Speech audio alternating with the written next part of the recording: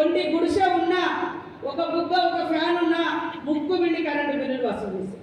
కానీ కాంగ్రెస్ ప్రభుత్వం వచ్చి రాగానే 0 బిల్లు, 200 యూనిట్ల వరకు మీకు కరెంటు ఫ్రీ.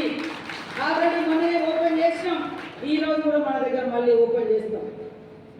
అదే కాకుండా మహిళలందరూ కూడా ఆ రోజు కష్టపడుతున్నారు. ఇళ్ళల్లో పొగ గొట్టాలతోటి ఊది ఊది అనేక గర్భకోశ వ్యాధులు వచ్చేది. వాస్తవానికి పేగులన్నీ అవసిపోయేది, కళ్ళల్లో నీళ్ళు వచ్చేది, కళ్ళ జబ్బులు, కడుపులో పేగుల జబ్బులు వచ్చి అవస్థ పడుతుంటే మరి కాంగ్రెస్ ప్రభుత్వ హయాంలో అనేక మహిళా గ్రూపులను ఏర్పాటు చేసి వాళ్లకు దీపాల పథకం ద్వారా మరి గ్యాస్ కనెక్షన్ ఇచ్చినటువంటి ఘనత కూడా ఆ రోజు కాంగ్రెస్ ప్రభుత్వం. కాబట్టి కాంగ్రెస్ ఉన్నప్పుడు 400 రూపాయలకే గ్యాస్ వచ్చేది, గ్యాస్ సిలిండర్ వచ్చేది. ఈ బీజేపీ బీఆర్ఎస్ పాలనలో 1300 దాకా పెరిగింది. మరి అలాంటి దాన్ని మనం 500కే అన్నాక వాళ్ళు ఒక 1000 తగ్గించినట్టు చేసారు. కానీ ఈరోజు మళ్ళీ కాంగ్రెస్ 500కే గ్యాస్ సిలిండర్ ఇస్తున్నది. అదేవిధంగా ఇళ్ళ నమూనా ఇందిరమ్మ ఇళ్ళలు కూడా ఇవన్నీ రాకుంటే బాగుందని వాళ్ళు కలలు కంటారు.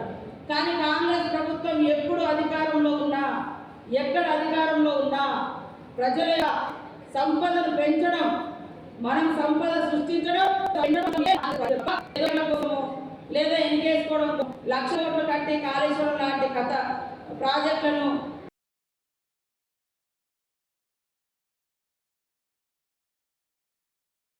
ఉండి కనీసం రోడ్లది కూడా వాళ్ళు మనకు పర్మిషన్ ఇవ్వలేదు.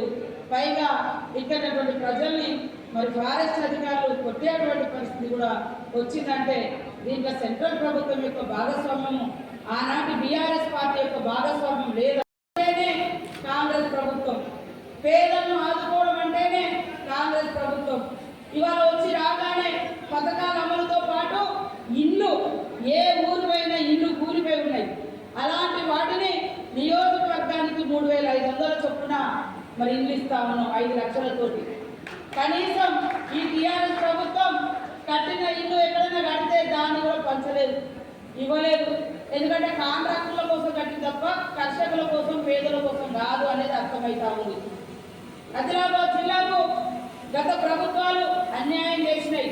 అందుకనే సీఎం రేవంత్ రెడ్డి గారు మొదటి అడుగు ఉమ్మడి ఆదిలాబాద్ జిల్లాలో పెట్టిండు. మీరు కుప్పి కానీ, కడెం కానీ, లేకుంటే ప్రాణహిత కానీ ఇట్లాంటి అనేక ప్రాజెక్టులను తీసుకొచ్చి 2 పంటలకు నీళ్ళు ఇవ్వాలన్నటువంటి లక్ష్యంతో పనిచేస్తున్నటువంటి ప్రభుత్వం కాంగ్రెస్ ప్రభుత్వం.